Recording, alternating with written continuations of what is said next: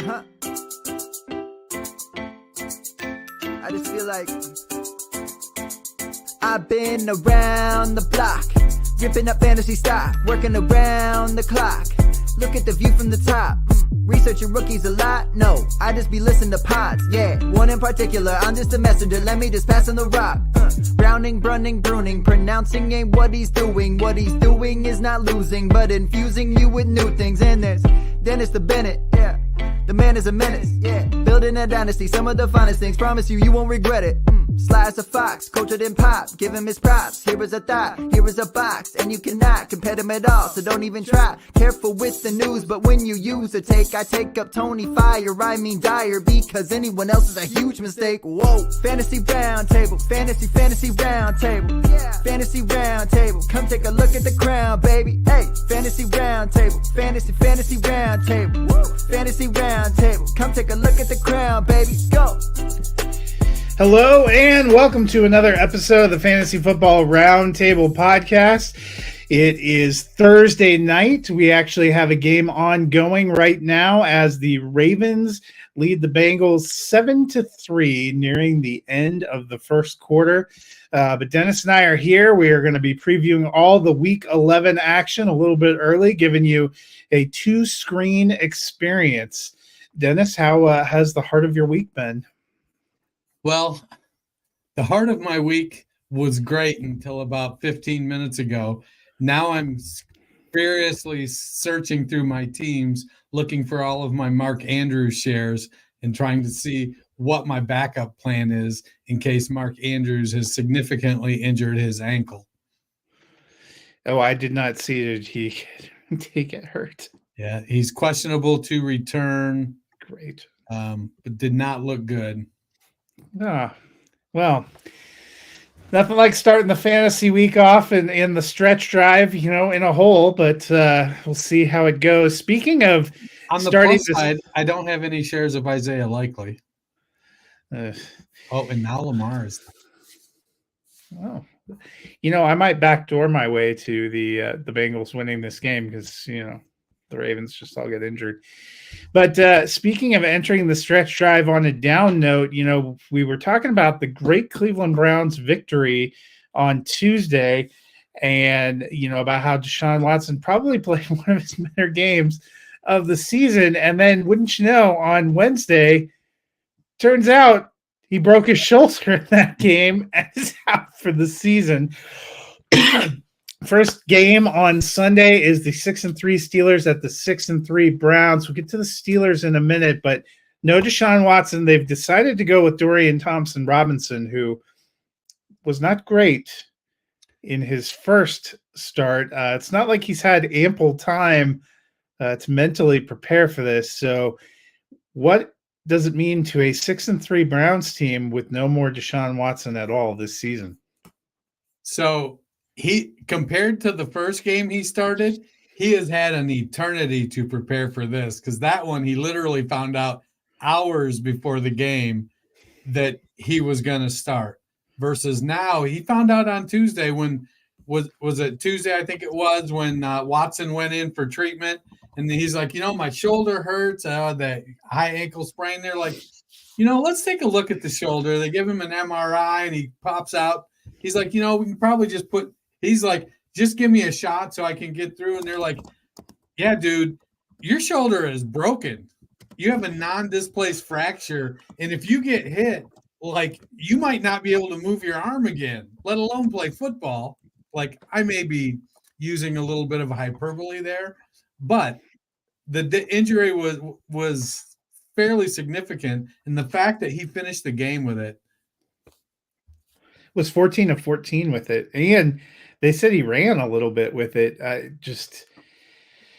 He has been a little bit snake bitten there between, the couple injuries this year, the suspension last year. We have not gotten to see a huge amount of Watson. 6-3 Browns team, probably going to be a struggle.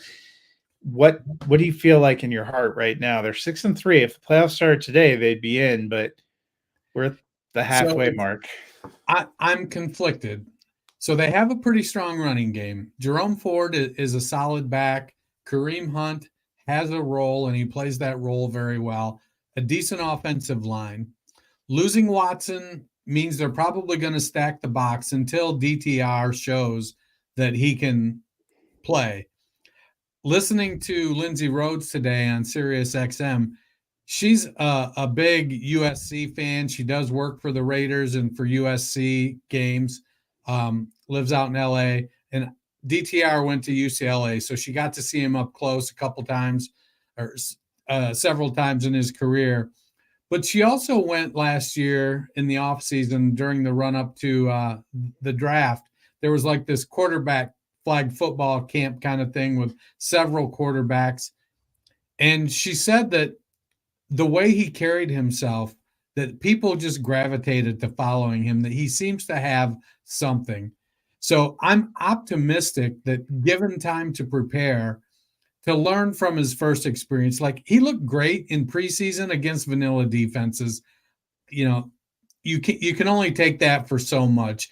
Yes, you have to get experience somehow when you're a rookie, and preseason was it. But then getting thrown in with a few hours notice and very little rep in the week was, a difficult situation. And maybe rightly so, they went to PJ Walker because he's a veteran. But I think in this case, given Robinson time to prepare, it's going to be a challenging game against the Steelers defense with a good pass rush. But I think you got to see, what you got there. Yeah, we'll see what we got. I'm just not incredibly optimistic. The one nice TV, man. What? Move your TV. The one nice thing for him is Pittsburgh doesn't have an incredible offense either. Speaking of which, we talked about they've gotten the running game going a little bit, but the passing game has not been spectacular. How are you approaching the receivers for fantasy? We got Thanksgiving coming up next week, and there's not a lot of seats at the passing game table in Pittsburgh, that's for sure. I'm riding Deontay Johnson. He's the number one there. With Pat Freiermuth out, Darnell, Washington, Connor Hayward, neither one of them present any consistent kind of ceiling or even floor. George Pickens is a splash play guy. He's going to have some games where he looks phenomenal. There's going to be other games where Freiermuth may actually be back. He was a full participant in practice again today. Well, good. But in the past, no guarantee, as we've seen. They take their sweet time. But in the passing game, Deontay Johnson's the guy.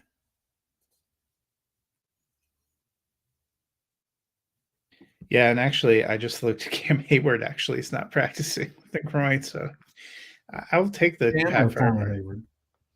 Let me see. Oh, Cam Hayward. Okay, there. Yeah, that's defense. I am Lamar's coming back. I am taking. Yeah, I saw him walking back. I am going to take the Steelers. Are you? I'm taking the Browns. I mean, if Watson was there, I originally had taken the Browns, but I flopped after that injury. I'm saying, not sure how good I feel about DTR. I'm not sure how good I feel about DTR against JJ Watt or TJ Watt. Actually, any Watt. Next up, the 3-7 Chicago Bears at the 7-2 Detroit Lions. Dennis, it appears Justin Fields will actually make his triumphant return. Didn't get to return against the Carolina Panthers. Instead, gets to go against the first place red hot Detroit Lions. What are you expecting from our friend Justin Fields? I think he's going to want to show that those last two games before his injury weren't a mirage. He put up 4 touchdowns per game in those 2 games. He was QB, 4 or 5 when he got injured. I think he's going to want to show that he's back. He can throw the ball. He's got good weapons with DJ Moore, Cole Kmet, and Darnell Mooney is a deep threat. They've got a good running game with Foreman, Herbert, and Johnson. And Fields is a phenomenal runner as well. So I like that he's back, except on a couple teams where I was desperate. My QB2 is Tyson Bagent because of buys, and I could really use him for another week. And it looks like I'm gonna, not get those 10 points or 8 points. I think Fields is going to play well. I think he'll be a top 10 quarterback. Meanwhile, for Detroit, we love the two backs. Amon-Ra St. Brown and Sam Laporta have been pretty rock solid at their position. But beyond those two, how do you feel about the rest of the receiving cast in Detroit?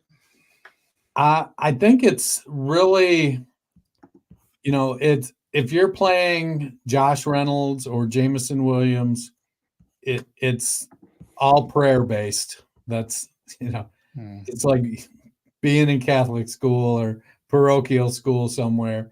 You're just hoping they catch a touchdown pass. I mean, the offense, the way the offense is running the ball now with Montgomery back and Jahmyr Gibbs expressing some presence. I mean, last week it looked like in one of those series that Gibbs was out there, he was supposed to come off the field when they got down to the goal line, and Montgomery actually waved him off and told him to stay in the game. That's a good teammate. And Gibbs scored, so he ended up with 2 short touchdowns. I think that they have a lot of weapons, a good offensive line. It's hard to count on Josh Reynolds and Jameson Williams for fantasy production. With bye weeks and stuff, you may be slotting them in the last flex spot. But it's really, it's Laporta and it's Amon-Ra St. Brown in the passing game and Jahmyr Gibbs. I am going to take the Detroit Lions. So am I. One prize. Next up, we have the 4-5 Los Angeles Chargers at the 3-6 Green Bay Packers. Dennis, neither tight end is really practicing for the Chargers. They're just mirroring what to expect in terms of production on game day. You get a couple of snaps from Parham and nothing from Everett so far in practice. We know Keenan Allen is great. Still no Josh Palmer, no Mike Williams. How are you feeling about the other pass catchers for the Chargers? Look, if Parham and Everett are out, this may be a Stone Smart game, man. That's a great name, especially for a tight end. Now, so it looked like, I know he's not getting a lot of volume, but it looked like they remembered what Quentin Johnston is good at the last week or so. And they're starting to, when they call plays for him or routes for him, they're putting him in these shorter routes where his opportunity will be to run after the catch. Now, there's going to be times he doesn't get much yardage after the catch. He was 4 for 38 or something last week. So that's not great, but you keep hitting that with him, he's going to start to break them. He's going to pick up some chunk yardage. But contested catch just isn't what he does. So it's hard. Jalen Guyton is that guy now, and he's back from IR. So they'll use Guyton in that method. And it's mostly Keenan Allen getting a ton of targets. It's Austin Eckler getting a ton of volume. And from a running back position, the way things are going, you can flex Joshua Kelly, I think. Yeah, I'll be curious to see, the Packers still have a somewhat decent defense. Jair Alexander been limited in practice. If he plays, I would expect that they're going to put him on Allen. Be curious to see if someone else steps up. For the Packers, their offense has been kind of meh in real life and for fantasy. And one of the most disappointing probably is Aaron Jones. He's been back in the lineup for a couple of weeks now. Not that you could tell by his massive production. Is he more of a mid to low end RB2 now? He's sitting at RB 36. I think it's hard to trust him as anything more than an RB3. Yeah, he's got some upside, but until that team starts to come together a little more, Jordan Love becomes a little more of a threat at the quarterback position. Oh, the our timing's probably not on. It's hard to try until the passing game gets more consistent. They've got some weapons with Jaden Reed, and Romeo Dobbs is a decent volume play. Musgrave, he's gotten a couple long plays each of the last 2 weeks. He's not getting a lot of volume. And then Dontavian Wicks seems to be the guy over Christian Watson. I know that they want Watson to be that guy, but it's challenging there. He's back on the injury report too. Yeah. I am taking the Chargers in this one. So am I. Next up, we have the 5-5 Las Vegas Raiders at the 6-3 Miami Dolphins. Dennis, Josh Jacobs has been going along strong the past couple of games. Aiden O'Connell's been okay. He managed to find Devontae Adams fairly frequently last week, but the Dolphins, a different kind of secondary. How are we feeling about Adams, Myers, and Michael Mayer? Mayer had a nice touchdown catch last week. Started to show a little bit of the promise. But honestly, it's Devontae Adams. O'Connell knows where his bread is buttered and who the star is. As he gets more comfortable, I think Mayer will get some more looks, or Myers will get some more looks. And Michael Mayer, he might be working himself up into fringe tight end 1 territory. So, if you're having to stream a tight end or something, I think Mayer is a reasonable option. It's going to be probably a game where the Dolphins score a lot of points. And so Las Vegas is going to have to try to score points. And so that means they're probably going to have to throw the ball. They'll probably start out trying to eat the clock with Josh Jacobs, but it doesn't take a lot of time for Miami to put up points. And if they get 3 touchdowns on the board, that's going to rock the foundation of that Las Vegas game plan.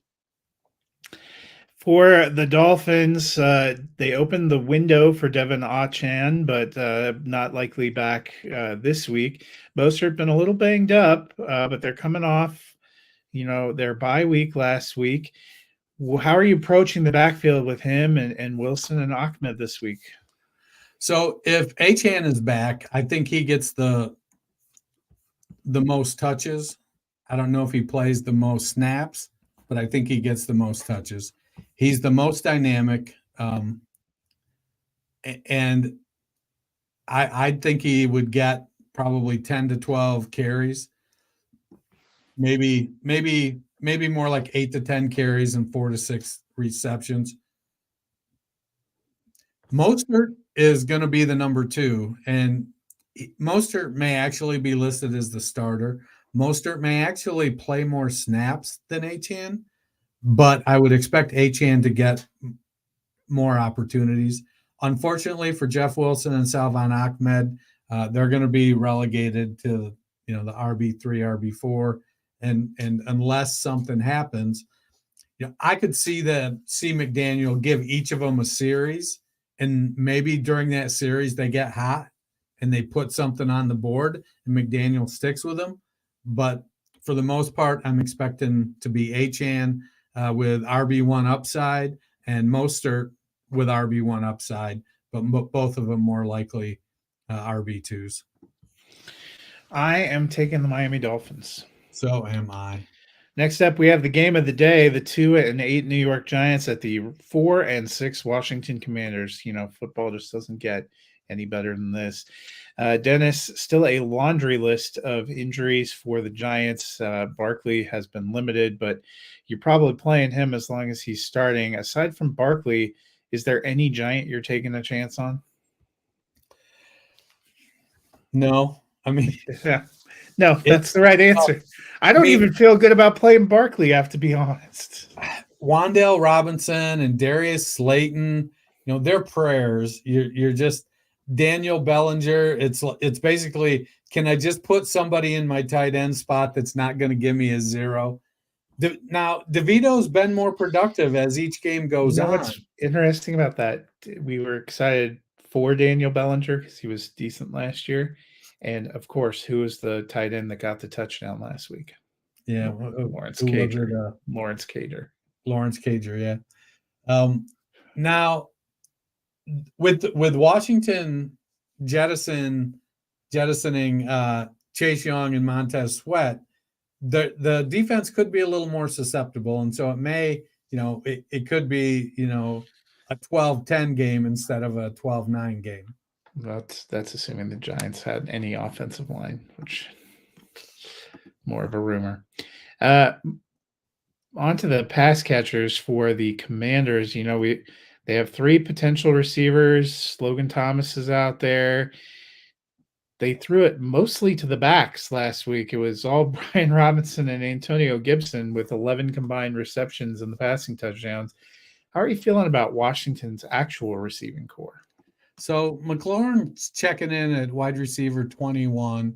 Samuel and Dotson are at 46 and 48. Dotson's been weird. 2 of his last 4 weeks, he's put up goose eggs, but he's still playing. And with Sam Howell throwing the ball, I mean, I think, doesn't Howell lead the league in passing yards? And, Howell is getting better. He's not taking as many sacks. The running game is being productive. I like starting McLaurin. If I have to start him as my wide receiver 2, I'm okay with that. He's got some upside. I think Samuel and Dotson are both flex-worthy plays, but there is also the opportunity that they could tank a little bit, especially if it turns into a Logan Thomas game. Antonio Gibson I think he's had like 4 or 5 catches in like 3 or 4 straight games. I don't know where the Brian Robinson pass catching game came from last week, but Howell does lead the league by about 150 yards over CJ Stroud, but Washington also has not had its bye week yet. So details, Matt, details. Well, I mean, I'm not taking anything away. He does lead the league in passing, but I think we'll see how it shakes out when everybody's played the same amount of games. Right. I am taking the Commanders. So am I. It's hard to take the Giants right now. I mean, you'd have to have a lot of motivation. You'd have to own shares of the Giants. Next up, the 6-3 Dallas Cowboys at the 1-8 Carolina Panthers. Speaking of teams that are hard to take, how are we feeling about Tony Pollard? Man, I miss Zeke. If ever there, though, was going to be a get-right game, Carolina's defense hasn't been impressive either. So Tony Pollard is, I think he's like RB20 on the season or RB24, somewhere in that range. And it's almost like last year they figured out a great role for him. And this year they said, hey, we're going to have you do what the other guy did because you did what you do so well. It's like literally they Justin Fields'd him. They're like, hey, we know you can do this really well, but we're going to have you do something different because you're so good at that thing. And it's just not working out. He's a complimentary back, it looks like. I don't think Dowdle is really he's not a guy that can step into that Zeke role. I don't think he may have to just because they don't have anybody else, but I don't think he can have the consistency and the production that Zeke has had in that role. What's this? In 22, the Cowboys were 6th in rush attempts. This year, they're 12th in rush attempts. So they're throwing the ball more.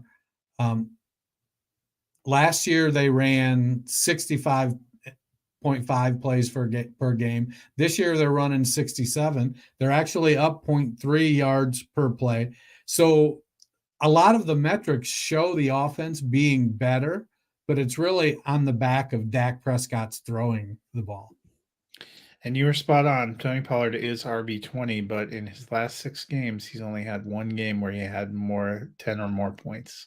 Yeah. So something to watch.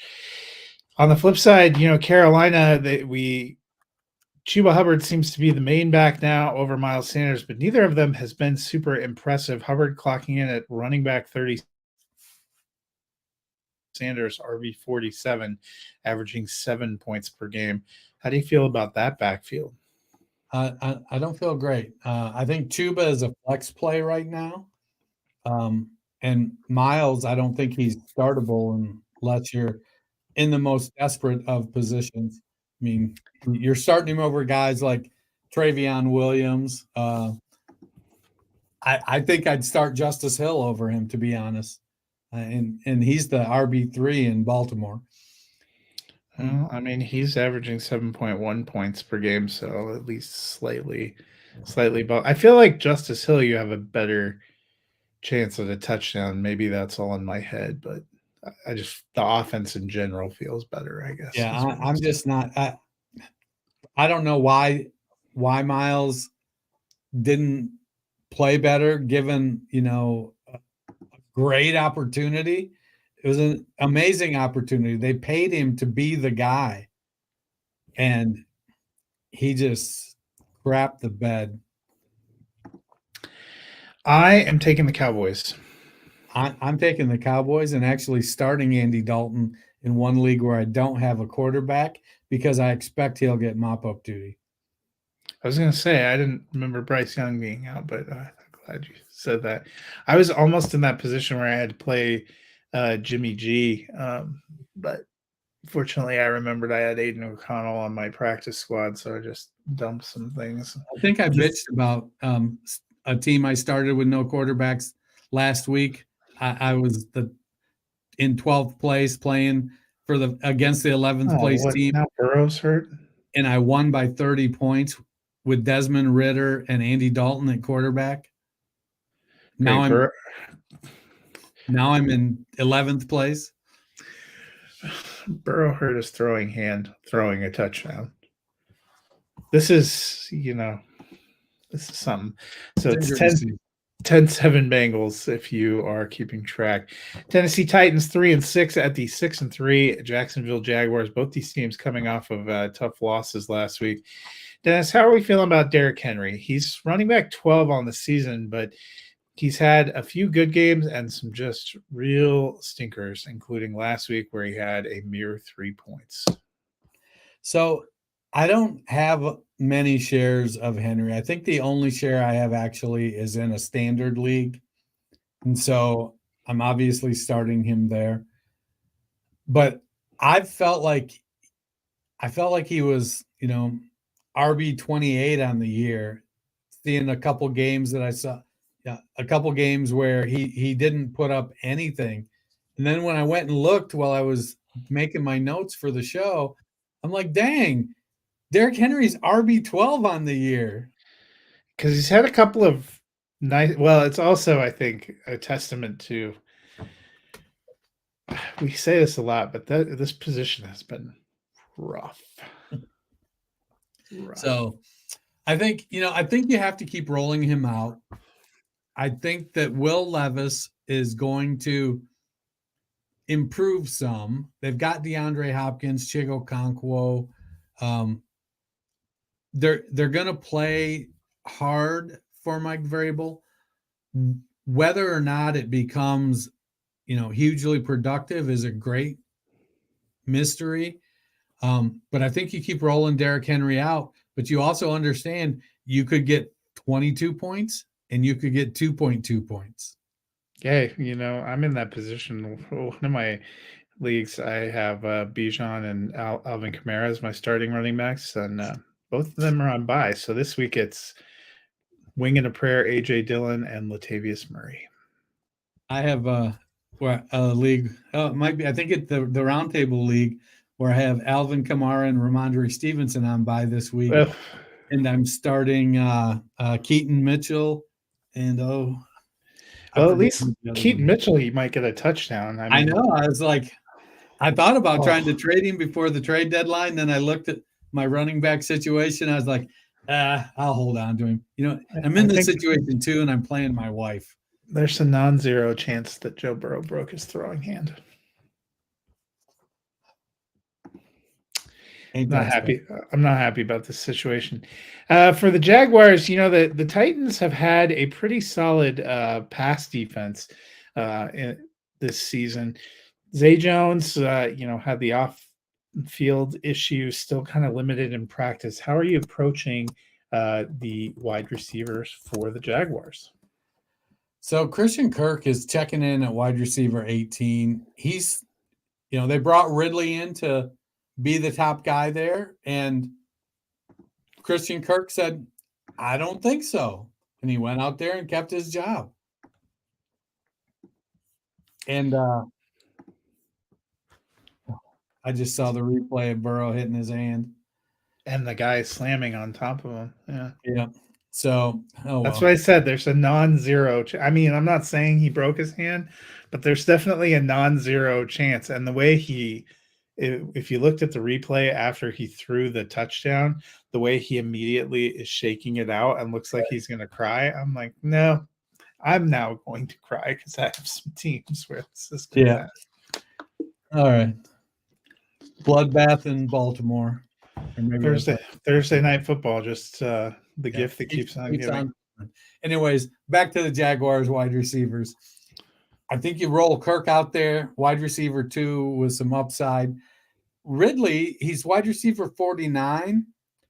I feel like at some point he's got to get his legs back under him. He's going to start to perform, maybe not like he did in week 1, but at least in that direction. I've been thinking about Trevor Lawrence. He's a hot topic right now, and trying to figure out, is he really a buy low right now? He's QB 18 on the season, and he's not playing great. He isn't elevating his team. And I think we expected when he came into the league that he was going to be one of these guys that could elevate his teammates. Did you see that? Zay Flowers? No, Joe Burrow. They gave him a ball and asked him to squeeze it. He just let it go and looked at them and shook his hands. Now he's going to the locker room. But yeah, the Ravens scored a beautiful touchdown that Odell Beckham Jr.'s flagrant holding called back. So I'm working on trying to figure out, is Trevor Lawrence a buy? Now, we talked about last night on the Dynasty Nerd Show on BSN, we were talking about Trevor.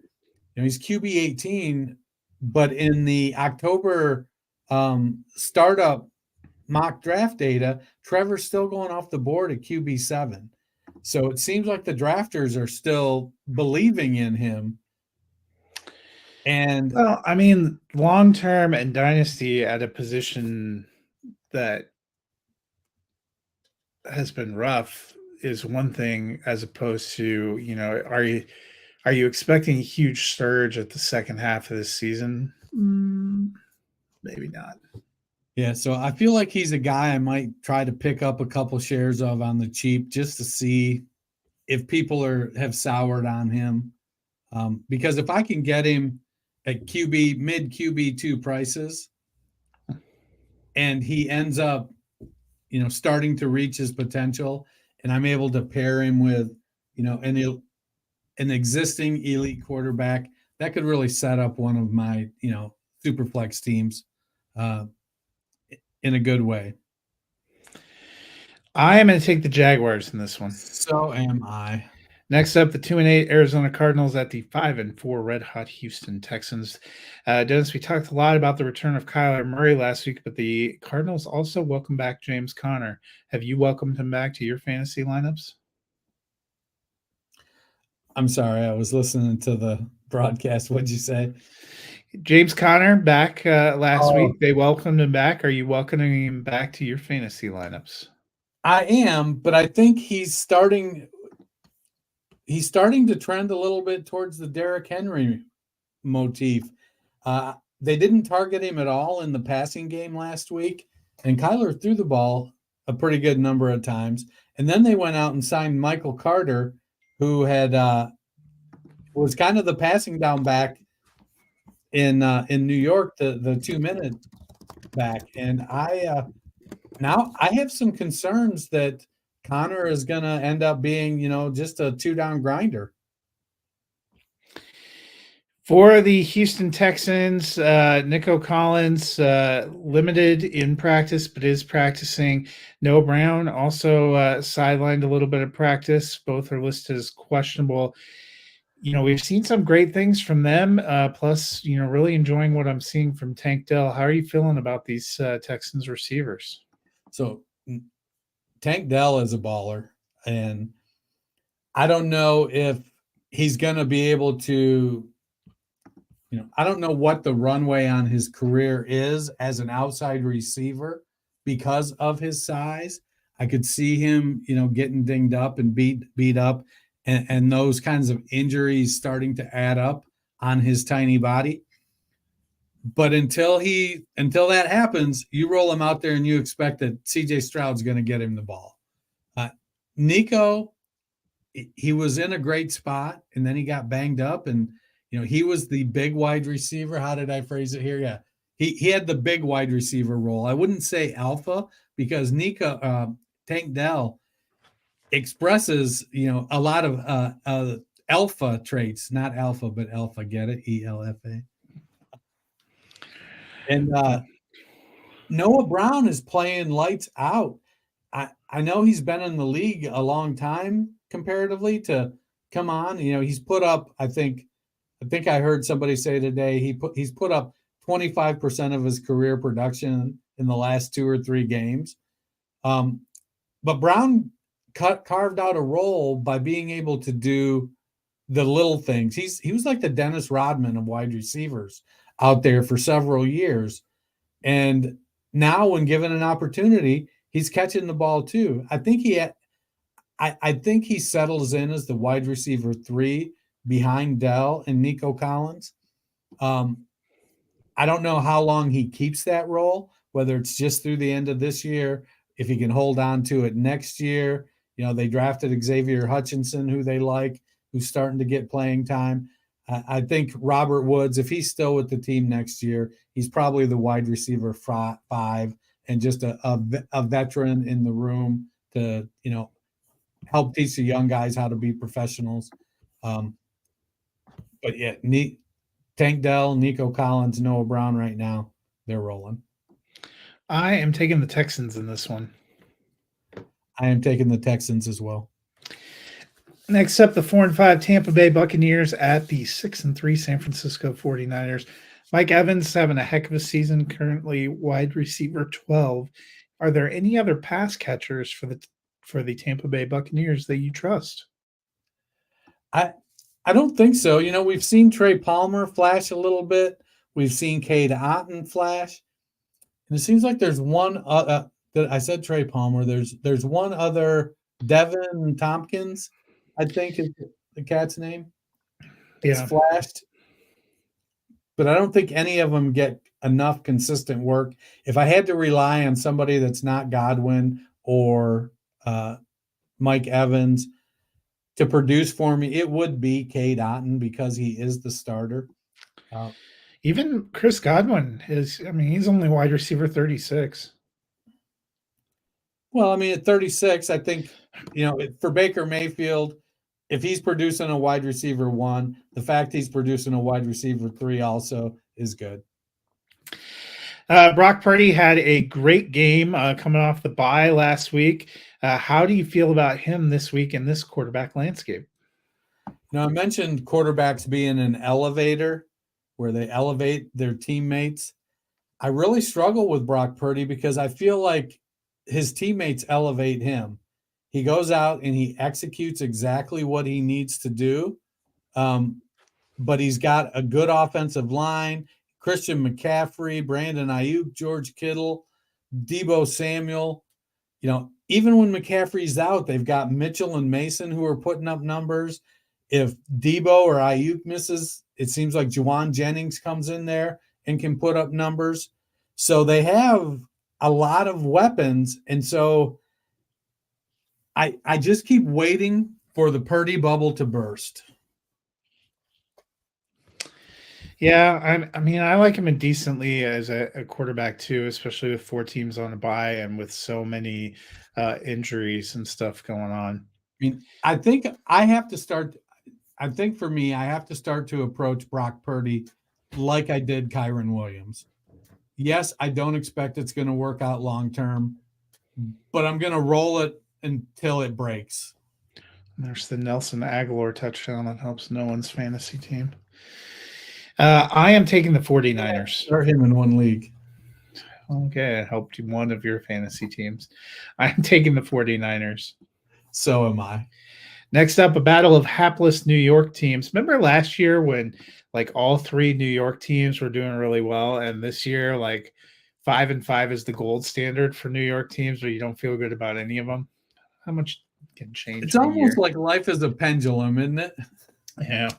The 4-5 Jets at the 5-5 Bills. Dennis, can the Jets get the offense going? Sadly, not with Zach Wilson. I mean, you're saying cutting Michael Carter didn't solve all their problems? I'm saying that as good as so many other pieces have been and have been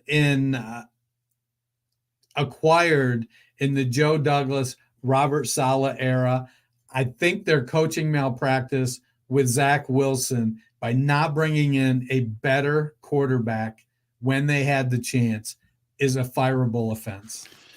Well, there's some thought that Robert Saleh wanted to get another quarterback, and the GM rebuffed him. Yeah, I don't deny that that's crossed my mind. Because if you watch Robert Saleh, his eyes go dead when they're on offense. I don't think this is what he wants. He's stuck.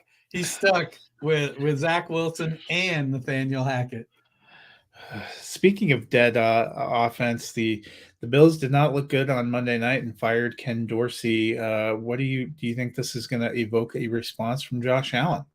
So, let's face it. Ken Dorsey was a scapegoat, and Joe Brady, the guy who's tasked with coming in there and saving them, was canned mid-season by Matt Rule. And so he probably has some empathy for Ken Dorsey. So I'm wondering if Joe Brady might be the college version of Adam Gase and Nathaniel Hackett. Like, he was a hot commodity because Joe Burrow was his quarterback. And now he's in there and he can't seem to keep a job. He's promoted again. I'm not sure. Josh Allen, it's just sometimes it's your year and sometimes it's not. And it certainly feels like for the Bills, this is not their year. I am still taking the Bills on I'm Sunday. still taking them too because, man, the Jets are awful.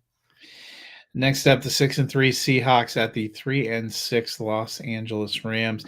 Dennis, the Seahawks keep winning, but it hasn't always been pretty. How do you approach their playmakers for fantasy? I'd rather win ugly than lose pretty. That's for sure. Kenneth Walker is RB7 and Zach Charbonnet is RB57 on the season. However, Charbonnet has outsnapped him for 3 straight games. Charbonnet is the more well-rounded back. It looks like they feel much more comfortable with Charbonnet in the passing game. When he gets an opportunity to run, he's producing in the running game. And I think Walker does some things really, really well. He's got great speed. If he can get to the outside and get it turned up, he might take any one of them all the way. Walker doesn't do a good job, though, hitting the hole where it's blocked. He keeps wanting to bounce. Like, I've heard people nickname him the bouncer. And I'm like, oh, because he's so big. And like, no, because it doesn't matter how big the hole is. He's still going to bounce it outside.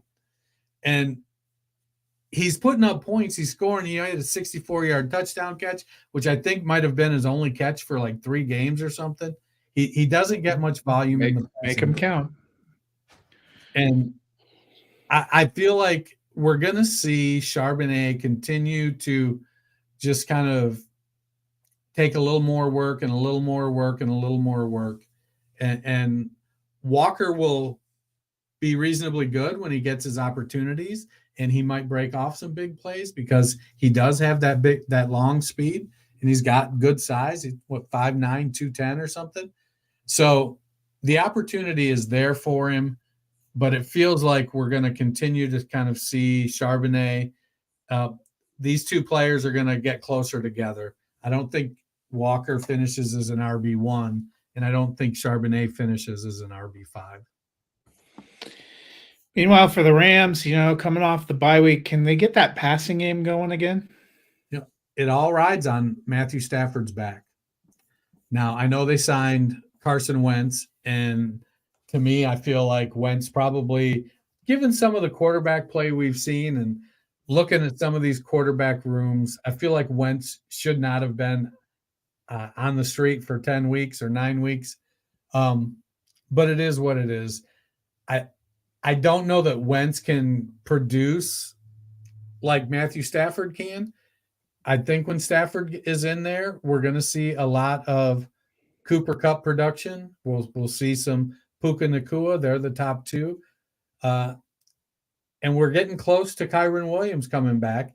But even so, Darrell Henderson has been reasonably good in Kyren Williams' absence. Yeah, I'm going to take the Seahawks in this one. I looked real hard for reasons to take the Rams. I won't be surprised if the Rams win, but I'm taking the Seahawks. Sunday Night Football, the 6-4 Minnesota Vikings at the 4-5 Denver Broncos. Dennis, last week we saw some good things from Ty Chandler. Alexander Madison is still there, nursing a little bit of an injury. But how are you approaching this backfield for Minnesota? So Chandler is the guy that has the pop. And if both are healthy, I think we're going to see a timeshare with Chandler starting to pick up more of the passing work. One of their announcers I heard in early in the season or in preseason kind of was talking about, he was on a radio show and he was talking, I forget his name, but he's one of the guys that does either TV or radio locally for the Vikings. And he said that the coaches really like Ty Chandler, that they like his skill set. He kind of flamed out early, and, they brought in Cam Akers.